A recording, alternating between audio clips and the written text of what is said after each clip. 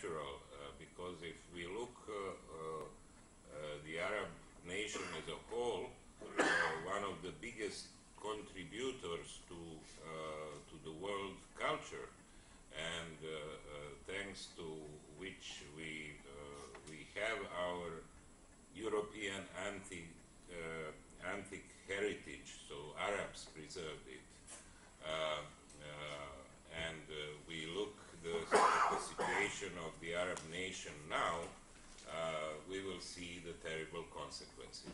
Of course, there was a period of several centuries of the Ottoman rule over the whole Arab world, but we know as well that for several centuries, Ottoman Empire was a geopolitical ally of the British Empire.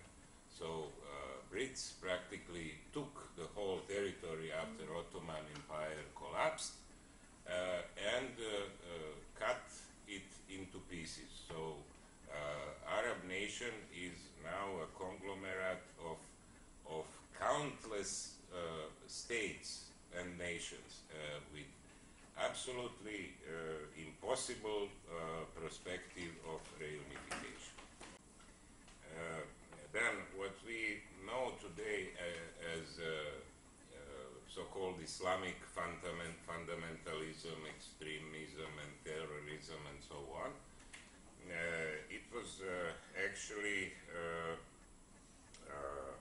invented and raised in Britain when approximately in the period when it formally ceased or stopped to be empire. So the biggest first move in that direction was creation of Pakistani nation on the basis of religion.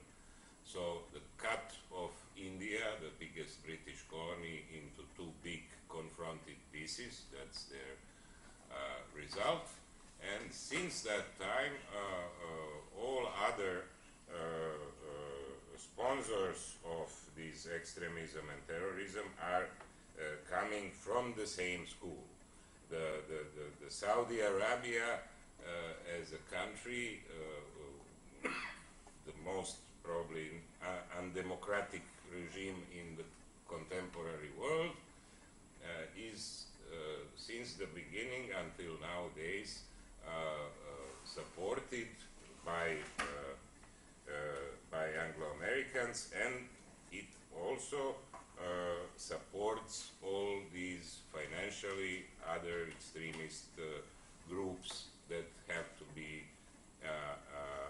used as weapons by the empire.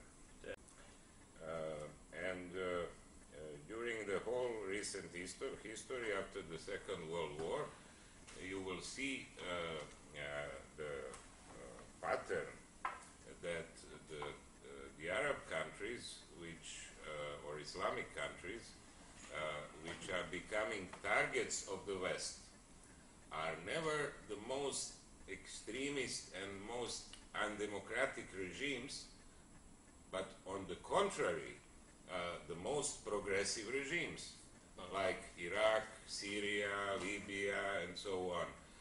Nobody is putting pressure on Saudi Arabia, and the latest example is Bahrain. Troubles in Bahrain started almost simultaneously, like in Tunisia and Libya, and they are still lasting, but with the opposite development. Nobody cares about majority of the people protesting against the regime, which is connected with the US military base, and which is producing much more violence against the protesters than Libyan regime ever did. Okay, the next point in this first point, maybe it will be the longest, would be the question, why Libya and why now? it's apparent to everyone that Libya has oil, 10th reserves of oil in the world. So let's take Libyan oil. A second thing is that Western countries, so Western companies were using Libyan oil under certain contracts and under certain conditions, but they had a debt towards the Libyan state of about $200 billion. So we will never pay them our debt, which is very nice, especially now when we are in lack of money. After Libyan revolution in '69, when the new regime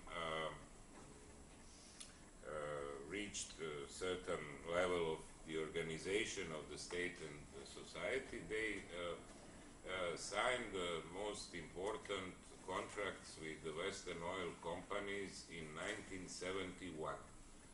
And these contracts were lasting 40 years, meaning that exactly now they were about either to be prolonged or changed or cut, and this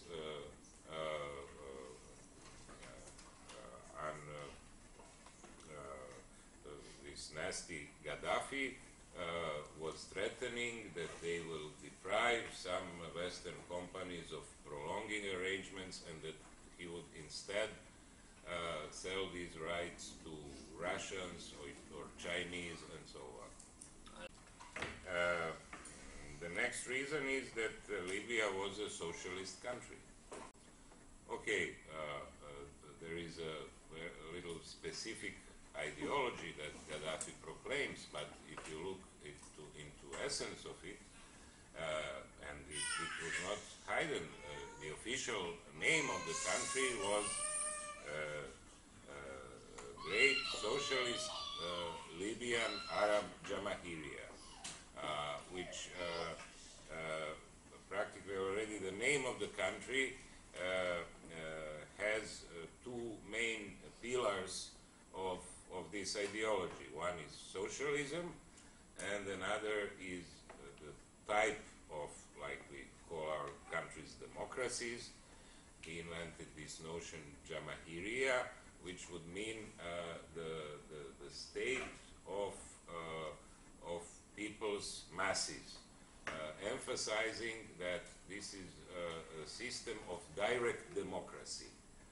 There was no political parties, no Western sense elections, but every citizen was through system of people's committees being involved into the system of direct democracy. Libya is by territory 5 times bigger than Germany, and it has only 6.5 million population, and plus that population was doubled in the last 30 years approximately, with one of the highest birth rate in the world. Already in 80s, Libya by GDP per capita overcame countries like Italy, Spain, or South Korea. And when we speak about social achievement there, it would look like a fairy tale. So every person was free to work or not to work. Anyhow, he will be secured by the state, and every student can select any university in the world, and the state will pay his fee at that university and provide him with enough money, like average salary, I would say, in that country where he studied.